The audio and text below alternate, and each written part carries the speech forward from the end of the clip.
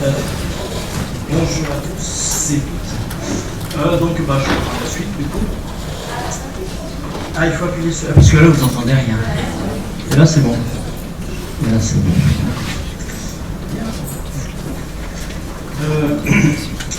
Donc, j'ai eu un peu peur. La première intervention sur les hormones. Une première diapo, là, je me suis dit, mais j'ai tout. Mais ouf, c'est journalistique. Et oui, alors moi, j'ai donné un titre, je ne sais pas si je vais l'expliquer, si petit à petit, je pense qu'il va se comprendre. Mon titre, Marie m'avait demandé au départ, comme ça, de donner un titre à mon intervention. C'était à propos du bonheur. Alors j'étais bien embêté. Je ne savais pas trop quoi lui dire sur le coup, j'ai mis du temps un peu à répondre. Je ne savais pas quoi dire le bonheur. En plus, avec tout ce qu'on avait dit dans les précédentes conférences sur l'autisme, tout ce que je sais, tout ce que j'ai vu, j'ai oublié de dire, moi je suis diagnostiqué donc à l'époque d'un syndrome d'Asperger et ça commence à remonter, hein, ça fait 20 ans maintenant. On ne sait plus quand. Non. Voilà. Donc c'est pas mal de temps depuis. Donc j'ai bien pu absorber ce diagnostic que j'ai eu à l'époque. Et donc, alors pour en revenir au bonheur, il y a pas mal de chamboulements après le diagnostic et ça m'a fait revenir un peu sur ma vie, un petit peu tout ce qu'on a dit qui n'était pas toujours gai sur l'autisme. Alors on va parler des bonheurs, ce qui est plutôt la partie gay, et je me suis dit donc quel titre je peux donner. Et en gros il m'est venu à l'idée où est-ce que j'ai trouvé des bonheurs dans une vie de merde. Et je me suis dit ah bah tiens je vais l'appeler le démoniaque autiste. Et parce qu'en fait, je vais essayer de donner des exemples, donc, pour ça, de vécu, en effet de bonheur. Alors peut-être des bonheurs un peu particuliers, peut-être que la philosophie a bien aidé aussi d'ailleurs à mettre des choses. Et donc je vais essayer d'illustrer justement là où j'ai pu trouver des bonheurs. Bon, la notion déjà de bonheur, on l'a vu, je ne vais pas revenir dessus, c'est quelque chose assez flou, ça a été beaucoup discuté depuis très longtemps. D'abord, la notion de... déjà simplement des plaisirs. Est-ce que j'ai eu des plaisirs? Ah oui, j'en ai eu plein, depuis petit. Alors, j'essaie de donner des exemples. Je fasse attention au temps. Il y a quelque chose qui donne le temps, là. Ouais, je vais bien. Donc, un moment de bonheur, c'est dans la réussite. Alors oui, je suis venu à vélo, parce que justement, je le dirais peut-être un petit peu, je peux commencer par là. L'un de mes bonheurs, c'est le sport. Et ça a été le sport très vite. Alors c'est le sport, ça dépend. C'était à l'école, je repars. L'école, au départ, le sport, ça allait pas du tout, parce qu'il fallait faire des sports collectifs, et c'était plutôt l'horreur, la souffrance. Le dernier à être choisi dans une équipe, je savais pas qui je jouais. Quelqu'un me disait passe la balle, je passais, enfin quand j'y arrivais, parce que fallait déjà être précis. Enfin, on me mettait dans un endroit où je ne misais pas trop, mais de temps en temps le ballon arrivait sur mes pieds, donc on me disait passe. Bon, de temps en temps c'était un adversaire qui me disait passe, à qui je passais le ballon. Enfin, c'est pour vous donner une idée de ce qui se passait. Alors évidemment ça gueulait tout le temps, je me faisais engueuler. C'était complètement incohérent. Mais j'ai découvert l'athlétisme. Et là, je rejoins Marie qui avait parlé d'athlétisme, si vous étiez là. Et dans un club d'athlétisme, et mes rapports au sport ont complètement changé. D'abord parce que c'était un milieu, très accueillant, qui n'était pas justement, où je n'ai pas été exclu. Et en plus, comme je courais plutôt bien, ça marchait bien. Donc je pense que ça a été bon pour pour l'estime de soi. Je pense que ça a beaucoup joué, disons. Ça a beaucoup joué pour me remonter dans mon estime de moi-même. Donc j'ai commencé ça en 5e, et c'est le moment où j'ai pu remonter tout le bord. Donc dans le sport, beaucoup de bonheur. Et puis il y a eu énormément d'avantages finalement à l'autisme. Par exemple, quelque chose qui est très raccord. Ça va être un peu fouillis parce que je pensais à ça, je viens de chez moi donc j'ai réfléchi un peu en venant. Juste pour donner une idée, j'habite à 130 km d'ici, donc j'ai fait 130 km de vélo pour venir. Donc j'ai eu le temps de réfléchir un peu. Non, mais je le fais souvent. D'accord. Oui, non, mais ça, c'est pas énorme, 130 km, c'est une sortie que je fais dans la demi-journée ou le soir après avoir travaillé, donc c'est pas extraordinaire. Mais ça laisse le temps de réfléchir. Alors j'en parle un petit peu des bonheurs du vélo, mais pour l'instant j'en étais à l'école avec l'athlétisme. Et alors, chose un peu géniale dans l'autisme, c'est que j'ai jamais commencé à fumer par exemple. Parce que quand les autres, je les voyais commencer, faut essayer, machin. Alors je pourrais passer complètement à côté de tout ça. Donc j'ai jamais commencé à fumer, donc j'ai jamais fumé. Et bien donc j'ai gardé de bonnes capacités d'endurance et tout ça. Et oui, c'est raccord avec le fait de faire du sport. C'est génial. J'ai beaucoup de chance à ce niveau-là. Ça fait penser que bonheur, hein, si on prend étymologiquement, là c'était la bonne augure, c'était la bonne chance. Bonheur, on le place surtout pour le passé, mais moi je vais surtout revenir sur d'abord, on le place surtout sur le futur, je veux dire, on cherche le bonheur. Donc on place le bonheur dans le futur. Moi je vais plutôt revenir sur le passé et ce que j'ai pu comprendre par le passé du bonheur. Ce qui après permet aussi d'avoir une idée sur le futur.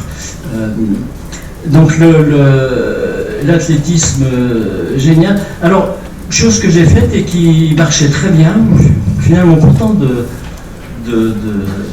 mon autisme, et je ne crois pas l'avoir dit à Nelly, ça, quand je parle d'il y a 20 ans, je ne sais pas si on s'en souvient, c'est au moment du pré-diagnostic. Quelque chose que j'ai finalement jamais dit, parce que je ne me suis jamais rendu compte. Je fais de la formation maintenant, je travaille, je suis enseignant, vous voyez, mais je travaille directement pour le service ASH, service inclusif du rectorat de Grenoble. Et donc je fais de la formation d'enseignants à l'autisme. Et je fais venir dans les formations souvent des témoins qui racontent leur vie. Et tous, tout le temps, parlent de harcèlement à l'école. Et moi je me disais, mais j'ai échappé à tout ça, je n'ai pas été harcelé. Oui, alors c'est ça, je cherchais, mais après, je me suis souvenu. Mais vraiment, c'est vraiment en entendant les autres. Qu'est-ce que j'ai fait en 6e, par exemple, quand je suis arrivé en 6e, milieu complètement, oui, tout est différent. Donc je me suis cherché un pilote. Et puis j'avais trouvé un qui était redoublant. Je sais pas si... et puis donc ça se passait très bien. Et le but, je cherchais toujours à essayer de me faire intégrer dans les... Et donc là, on avait trouvé un truc, enfin surtout lui avait trouvé, mais ça marchait bien, donc j'étais content, c'est qu'il me donnait des gifles à la récré. Et les autres étaient autour, et tout le monde était content. Vous voyez, j'ai réussi à me faire intégrer, donc j'étais content. J'ai jamais, de tout ce temps-là, j'ai jamais eu l'idée que c'était du harcèlement, que c'était pas bien, que ça me posait un problème. Enfin, ça m'a pas vraiment, ça m'a pas laissé de traces finalement négatives en fait. Alors il y a plein de choses que j'ai pas comprises, mais je me comprends après coup qu'il y a plein de choses que j'avais pas comprises. Ah, c'est vrai que si je reviens aussi sur le passé, les coups de compas dans les fesses, les choses comme ça, c'est pas non plus. Donc finalement le harcèlement ça peut peut-être en être. Du coup. Et en fait l'avantage d'être autiste, c'est que je me suis pas forcément rendu compte que c'était du harcèlement, donc ça m'a pas fait souffrir plus que ça. Même quasiment pas du tout. Et puis maintenant, ça fait tellement de temps que ça me fait plus souffrir. Je ne peux pas penser ça en termes de souffrance. Et puis l'athlétisme, justement, je suis devenu bon en sport et tout, et tout ça, ça a amélioré aussi mon image, je pense, à l'école. En plus de devenir... et puis j'avais une passion pour les maths, donc en 4e, je suis devenu très bon, enfin bon, bref. Et ça allait bien. Alors passons autre bonheur, la passion pour les maths et les sciences. Ça, c'est vraiment jouissif. Je me rendais bien compte que les autres avaient du mal, et que moi je faisais ça vraiment très facilement. Donc un des bonheurs, c'est justement la gestion mentale que je peux avoir. Par exemple, les exercices, je me revois même jusqu'au lycée. Alors quand j'étais envoyé au tableau, c'était difficile, hein, pas évident. Je réfléchissais, en fait je faisais le problème dans ma tête avant d'écrire au tableau. Et je me suis rendu compte que j'avais cette capacité de de répondre aux choses dans ma tête, simplement. Mais ça, c'est un sacré plaisir. Et je me suis rendu compte que les autres n'étaient pas forcément capables de ça, alors bien plus longtemps, dans les années 90, au musée, en essayant vous savez, les débuts de la réalité virtuelle. Les gens étaient tout émerveillés du fait qu'on met un casque, on met un gant, machin, puis on peut manipuler des objets, tout ça. Ouais, mais depuis que je suis tout petit, je fais la même chose dans ma tête. Hein. J'avais pas compris que les gens avaient besoin d'une prothèse pour faire ça, quoi. Tellement c'était simple. Et alors ça c'est justement, c'est un bonheur d'être capable de faire ça. C'est pour ça quand on me dit si on appuie, on vous donne un bouton, une pilule verte, rouge, tout ça, vous serez plus autiste. Bah, j'ai pas envie, quoi. Parce que si je perds en même temps ça, là je perds un bonheur. Le sport, alors le vélo, oui, alors maintenant, je fais beaucoup de vélo, je courais beaucoup en fait avant, et puis bon, prendre l'âge, tout ça, là, je me suis pris des tendinites, enfin bon, j'ai un peu changé du coup d'activité, de sport, je suis passé au vélo. Et, enfin je cours toujours un peu, mais je fais surtout du vélo. Et le vélo, ça c'est un bonheur quotidien, mais un bonheur tout bête en venant. Je sais pas, j'ai croisé un jet, on est à peu près à vitesse des piétons, donc j'ai vu plein de gens à qui j'ai dit bonjour en passant. Enfin, c'est vraiment, je suis vraiment dans les joies, les choses vraiment simples et qui durent dans la vie. C'est que quand on sait les trouver et les faire perdurer, parce que les caractéristiques qu'on attribue au bonheur, c'est justement la durée. Ah bah ça c'est assez génial. Alors c'est curieux parce que c'est génial, mais on peut se dire d'un autre côté, pour certains, c'est de la souffrance. Bah oui, parce que c'est de la souffrance. C'est bizarre, ce jour je reviens sur les idées donc de plaisir. Il y a le plaisir dans une certaine forme de souffrance. Oui. Un truc que j'aime pas du tout, je râle quand je l'ai fait, c'est les ascensions. Et puis je le disais encore il y a 15 jours en montant le col de Porte, là, c'était. Ça, on a mal, machin, c'est long, il faut 17 km à faire et tout.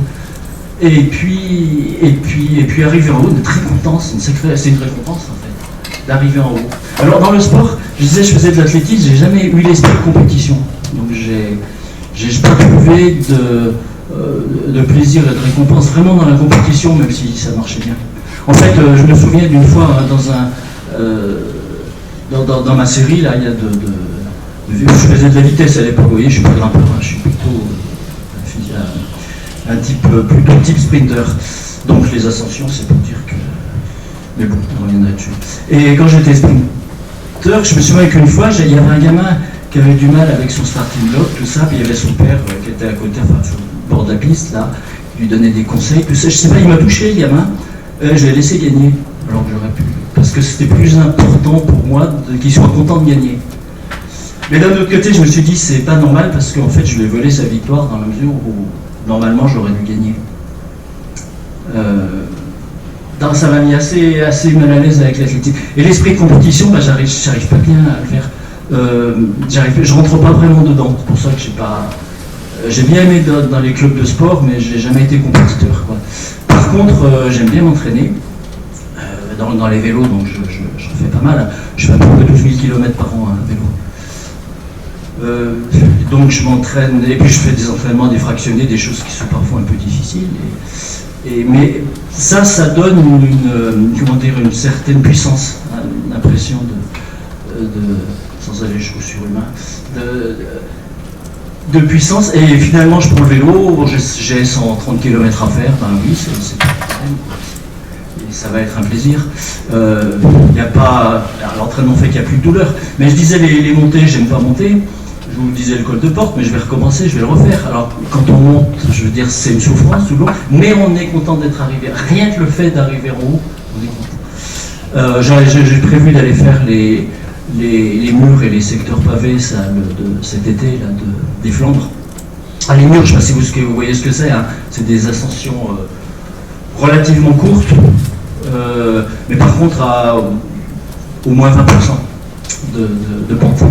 C'est-à-dire qu'en fait, il y a les jambes brûlent, on a envie de s'arrêter, c'est horrible tout ça. Mais on est drôlement content quand on l'a passé. C'est une souffrance, et en même temps, quand on voit qu'on est dans un passage à 20%, quand le passage redevient à 12%, qu'est-ce qu'on est content, ça c'est du plat, c'est la récompense. Mais 12% c'est déjà pas mal de monter à 12%. Mais comme c'est relatif, du coup après les 20% c'est reposant. Donc on est déjà content pour ça, on en arrive. Vous voyez, le principe c'est que j'ai essayé d'être, enfin je me suis rendu compte que j'ai été content pour des joies simples et j'ai su trouver des... Alors en quoi c'est le bonheur? C'est le bonheur après, parce que ce qui dure c'est que c'est d'être capable de savoir que j'ai la puissance physique pour continuer à le faire et le refaire. Alors le problème après c'est qu'il y a l'imagination qui dit oui mais on vieillit, mais un jour ça disparaîtra. Après, je me dis, je ne sais pas si vous connaissez Robert Marchand, le cycliste centenaire. 105 ans, il a eu l'air quoi? Il a un peu posé des problèmes à l'Union cycliste internationale parce qu'il a fallu qu'ils modifient leur logiciel pour faire des licences à 3 chiffres. Ah ouais. Je n'avais pas pensé qu'on pouvait avoir au moins 100 ans pour faire des vélos. Bon. Donc ça donne de l'espoir par contre. Donc, je me dis, ça va, il y a encore de la marge. Et puis, donc ça, c'est vraiment le grand bonheur dans la puissance d'être capable de faire ces choses-là. Ou alors, l'âge vieillissant, c'est d'être encore capable de limiter les possibilités, enfin de limiter la perte de puissance. Donc le bonheur, c'est pas toujours lié à des choses systématiquement plaisantes. C'est-à-dire que, vous voyez, il y a de la souffrance, il y a et pourtant il y a du bonheur derrière. Alors j'ai cherché, est-ce qu'il y a des moments où j'ai eu des sentiments de bonheur, et où il y avait au contraire beaucoup de souffrance derrière? Et ben oui, j'en ai trouvé aussi. Ça va, je plombe pas trop l'ambiance. C'est-à-dire que c'est le décès de ma mère il y a 2020. C'était au moment du Covid. Elle a pris un cancer du poumon. Enfin, déjà, elle était très sportive aussi, ça doit être de famille. Elle fumait pas, hein, elle n'était pas. Mais bon, elle avait quand même un cancer du poumon. Alors justement, elle fumait pas, personne ne s'est douté de rien, donc personne n'a cherché à faire des dépistages un peu précoces. Enfin bon, bref, ça a été découvert alors que c'était trop avancé, on ne pouvait rien faire. Et donc, par contre, comme elle était en très bonne santé, elle a quand même, le l'oncogériatre l'a vu, etc., testé, tout ça, vu qu'elle pouvait aussi supporter la chimiothérapie, donc elle a eu une chimiothérapie. Enfin, vous imaginez que ce n'est pas des moments faciles à passer. Et puis, juste au moment où il y a eu une immunothérapie après, ça. En fait, bref, elle avait déjà des métastases cérébrales, donc il n'y avait plus grand-chose à faire. Et puis, à un moment, elle est devenue complètement dépendante. Il y a à peu près 3 ans, presque jour pour jour, qu'elle est décédée. Et 2 mois avant, elle est devenue complètement dépendante, donc on a fait les soins palliatifs à la maison. Et alors j'ai eu en fait beaucoup de chance, c'est que c'était le moment du confinement, donc on était tous en télétravail, donc en fait j'ai pu l'accompagner tout le temps de sa maladie. C'était dur, vous imaginez quoi, c'était vraiment rien de plaisant dans l'histoire. Et maintenant, je me dis, mais j'ai eu le bonheur de pouvoir l'accompagner tout le temps. La chance de pouvoir le faire. Et ça, finalement, pour moi, je le rattache aussi. Alors, il a une chance, bon, quasiment inouïe, inespérée presque. Et bien, pour moi, je le rattache aussi au bonheur. Est-ce que vous voyez un petit peu pourquoi j'avais appelé ça le démonia autiste? C'est le bonheur en grec et la recherche. Oui. Et donc voilà, la recherche, une recherche, une expérience finalement de passer de bonheur. C'est-à-dire que le bonheur finalement, ça se... je l'ai conçu d'abord par le passé, pour essayer d'avoir une idée de ce que ça pouvait être dans le futur. Il y a un problème avec l'autisme, à ce qu'on dit, c'est le manque d'imagination. Ça, c'est pas vrai pour nous. C'est ce qu'on me disait quand j'étais gamin, il y a des gens qui m'avaient dit que je manquais d'imagination. Ce qui me paraît assez bizarre parce que moi j'avais alors une foule d'images, et j'imaginais, mais j'avais, au sens propre, énormément de choses, au contraire, en tête. Mais c'est vrai que je ne savais pas jouer avec les autres. Hein. Tous les jeux de gamins, c'était pas les miens, quoi. Bon, peu importe, parce que les miens étaient très bien. Donc enfant, oui, très bien. Ouais, faut que j'essaie de... Parce que évidemment, j'ai préparé en gros des trucs dans ma tête, comme d'habitude. Puis après, je le dis dans un ordre différent, tout ça, donc j'essaie pas. C'est bon, j'entends le temps.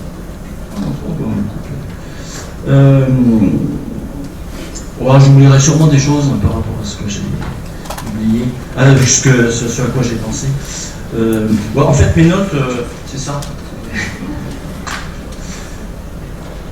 Alors, où est-ce que j'en étais? Oui, si, j'ai encore des choses à dire. Dans les bonheurs. Oui, j'étais où là? J'en étais où? Oui. Ouais, ça, bon.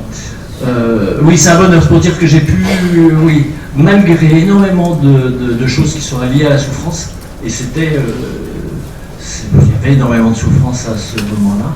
Je veux dire que après coup, il me reste beaucoup de bonheur. Et puis les bonheurs, la disparition de ma mère a fait aussi penser à tous les bonheurs vécus passés. Vous savez, la citation, là, plusieurs l'ont lu, le Prévert, je vois, tout ça. Quand on reconnaît le bonheur, au bruit qu'il fait quand il s'en va. S'en rend compte après coup.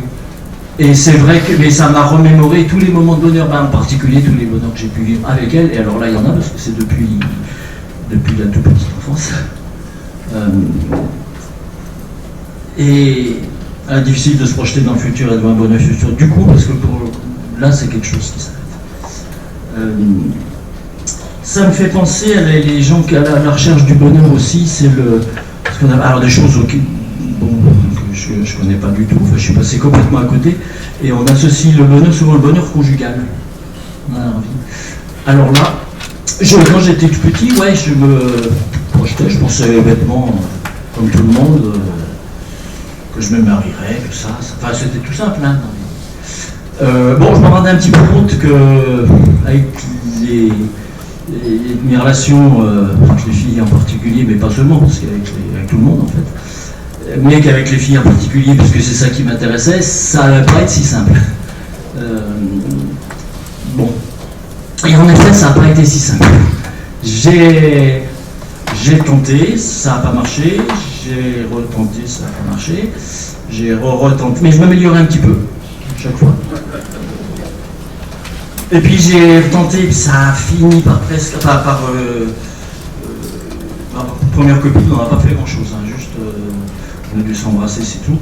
Et puis je comprenais pas pourquoi je me faisais rejeter, mais en fait, à force, j'ai pas eu tant d'expérience que ça, mais je me faisais toujours, on me reprochait toujours les mêmes choses que je comprenais pas. Donc à la fin, j'ai fini par me dire, ça doit être de moi que ça vient. Et la troisième fois, je m'améliore, je vous dis, je m'améliorais un petit peu à chaque fois. Donc la dernière fois, j'ai réussi à vivre quelques mois. Alors entrecoupé avec des pauses. Hein. Alors j'ai plein de choses qui sont assez... Oui, c'est vrai, qui peuvent prêter à confusion. Non mais ça, c'est rigolo. La prosopagnosie, je ne reconnais pas les visages. Je vous rappelle une fois, j'attendais à l'arrivée de l'aéroport. Je ne l'ai pas reconnu, évidemment.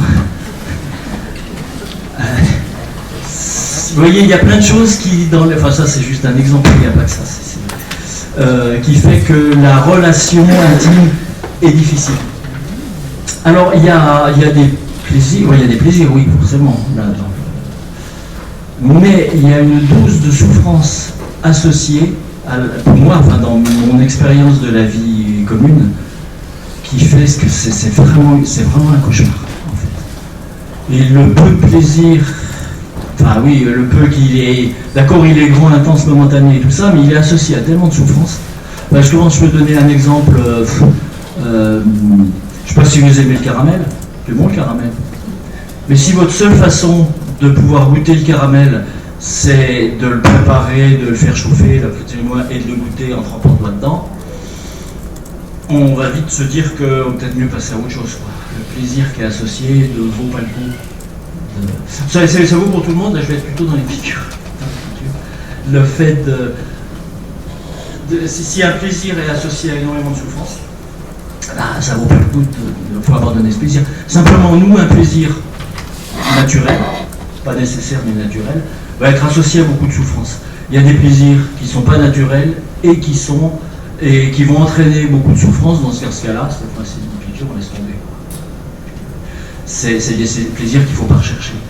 Moi j'avais... Alors ces plaisirs-là qui font mal et tout ça, style faire la fête, se piqûrer, tout ça, c'est génial parce que j'avais pas les capacités sociales de suivre les autres dans ces genres de choses. Donc en fait je suis passé complètement à côté. Donc j'ai jamais été tenté par ces plaisirs-là, si tant est que ce soit des plaisirs. Je sais pas. Enfin, donc ça c'est un bonheur en fait.